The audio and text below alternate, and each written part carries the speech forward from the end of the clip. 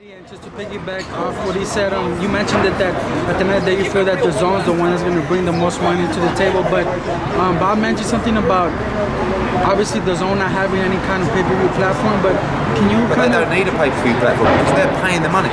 Pay-per-view is one of those things where it's very easy for me to say to a fighter, this fight's going to do 1 million buys, it's going to do 2 million buys, and then he goes out and he does 500,000 buys. Dazn are guaranteeing the pay-per-view revenue. It's a whole different model. So what they're doing in the Jacobs Canelo fight is guaranteeing an amount of buys that is probably not achievable. So for the fighter, it's amazing. For that fight in particular, yeah, but or in for general? all fights. So it's amazing for a fighter to not have to worry about the pay-per-view buys and sit there and sweat on your check. Do you know what I mean? In an untested market. The UK is very different. I can tell you probably to 5% or 10% what Joshua's going to do for every single fight. In the US, where is the proven models to say that Joshua Wilder does, I don't know, 1.5 million buys? No, but you know, I think it could do 1 million plus that fight. Could.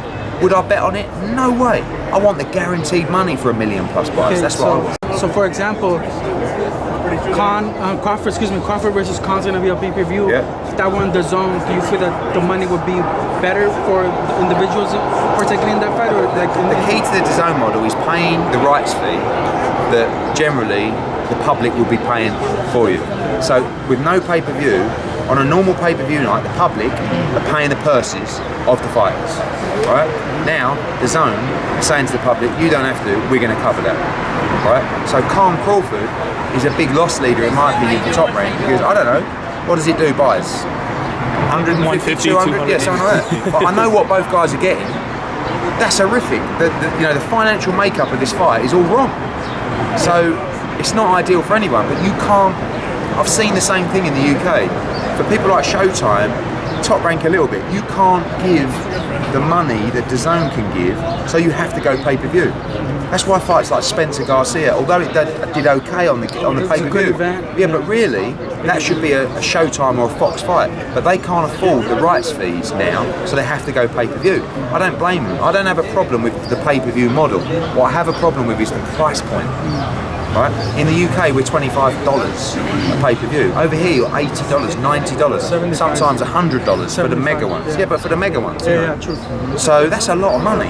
And I just feel that now you've gone from a stage where you had Wilder Fury in December, you had Pacquiao Broner in January, you had Spence against Garcia in March. Now you've got Crawford against Khan in April.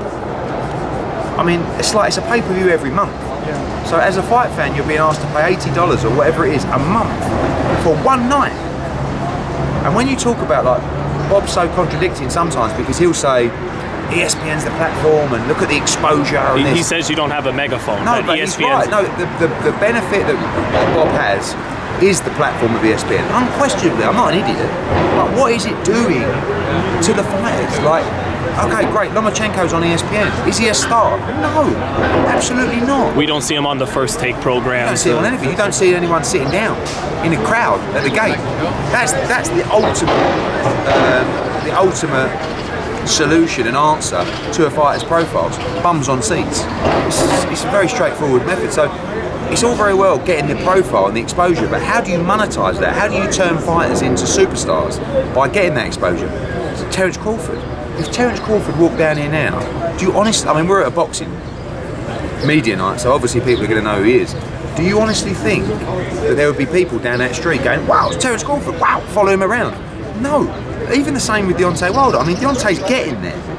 But like, Terence Crawford is pound for pound one of the best fighters in the world. He's brilliant. I think he's great. He should be, like I've always said about Wilder should walk down any major city street and get mobbed by people. He is a great fighter, exciting fighter. He's an athlete, he's a good talker, he's American, he's the world heavyweight champion. This is a problem with boxing in this country. But it's not boxing's fault, it's just you've got so many sports that are taking priority over boxing. So, like, sad as it is, if we were in England now and I walked down the street, I would get mobbed by people. When's Wilder fighting? When's Fury doing this? Why? Because boxing It's right up there as probably the #2 sport in the UK. Everyone's talking about it. So it's not really the fighter's fault. And although there is bad promotion, it's not always the promoter's fault. It's just the general position of boxing.